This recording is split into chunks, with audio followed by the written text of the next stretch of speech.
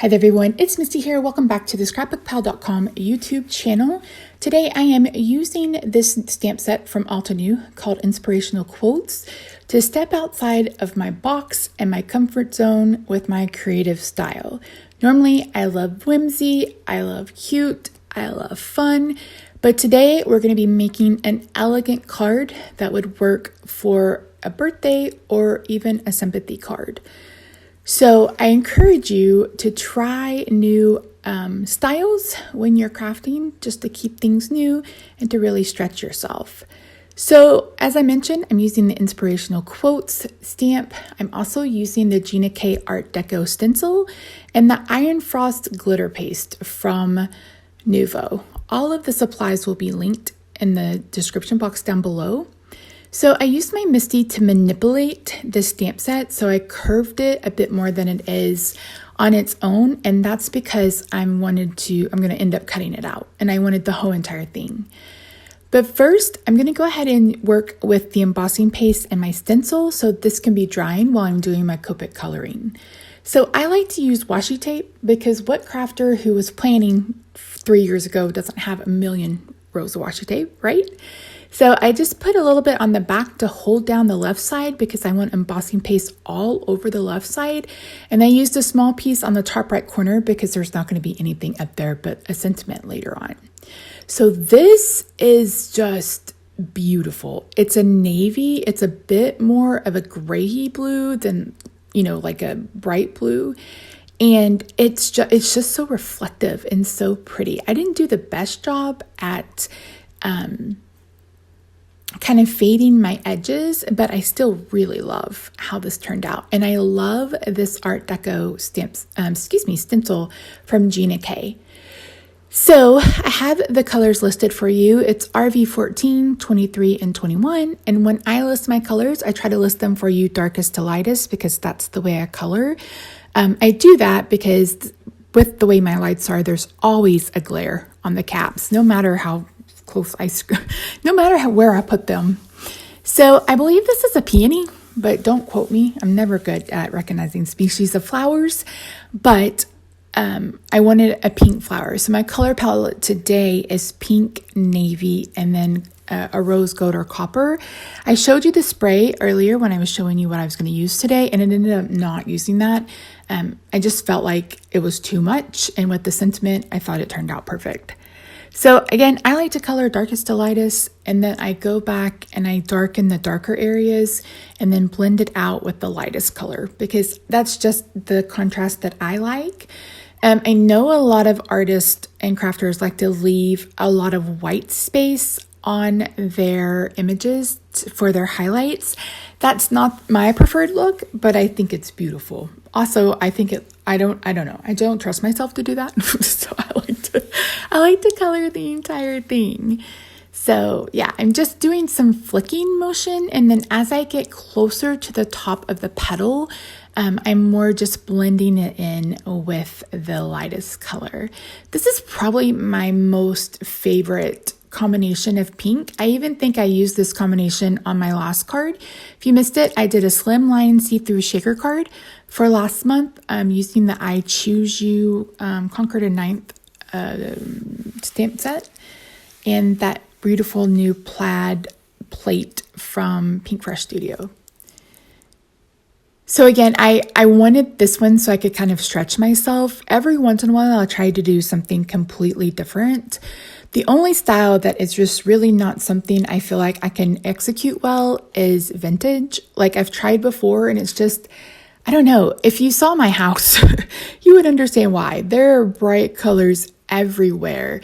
My craft room is a bit more pastel, but like my dining room is navy, magenta, and lime green or Kelly green. My living room has those same colors, but with the walls being gray.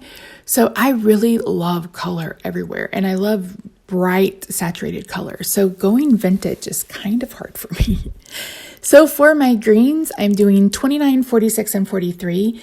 And I'm just starting at the base of the leaf and flicking the color up. I'm not really trying to do any really special, like in-depth coloring. I'm just trying to get them colored and have a little bit of dimension. Speaking of dimension, there are coordinating dies for this, but I chose not to get them. When I'm doing something like a floral or something that's a bit more delicate or elegant, I like to not have the white space that a die normally gives you. But if you wanted to do, like this was difficult to cut out. I did it, but it was a little bit difficult. So if you don't want to bother with that, then I encourage you to pick up the dies as well. So this is a piece of glitter paper that I had in my stash. It's a copper piece. I cut it down to 4 1/8 by 5 3/8. And then I used a rectangle die to cut out the middle because I just want the frame and I don't want to waste that huge piece of beautiful copper paper that's going to be hidden behind the white. So that's why you saw me do that. So before I attach my layer to my card base, I'm going to go ahead and bring in my sentiment. And I'm using the sentiment Breathe. And this is one that I think could be used in multiple ways. This could be, a sympathy card. It could be an encouragement card. It could be I'm thinking of you card, or I've got your back card. Just words of encouragement. I mean, this one sentiment can really be any number of things. And that's why I think I was so drawn to it. And I'm using the Copper Blush Embossing Powder by Nuvo. And then I'm just heating that with my heat tool. I love embossing. I don't know if you guys do, but I love it. Like if I could emboss on every card, sometimes I do. So I'm using a navy card base. This is cut to 5 1/2 by 8 1/2, and I've scored it at 4 1/4. And now I'm going to get ready and go ahead and get everything adhered. So for the flowers, I want these flowers elevated. So I'm going to be using these squares from Scrapbook Adhesive. Again, everything's listed down below. The paper was from my stash, so unfortunately I don't have a link for that, but I have a link for just about everything else. So I'm going to remove all the little backers, and I just keep this little bow on my desk. If not, I tend to flick them everywhere. Or they end up all over the floor, rather in the trash can. And my husband sometimes gets a little irritated when he finds them all over the house. But what can I say? So I wanted the flowers to be popped up and I wanted the leaves to be flat. I feel like we get a lot of texture from the glitter paper and the glitter paste along with the embossing. And I wanted to bring in some dimension with the flowers. So I went ahead and tucked the stems underneath the flowers. And now I'm going to add liquid glue to get them to where I want them to be. I really want that bottom one to stick, stay on the navy. I don't want it going onto the white, and I had to manipulate it just a little bit to make sure that happened. And I'm just holding it down for a second. And now I'm going to add the other one. And I brought in just a black brush marker to kind of clean up any spots that I might have missed. Actually, after I cut this out, I used the darkest color to go over the stem just to make sure that it was covered and there wasn't any white showing.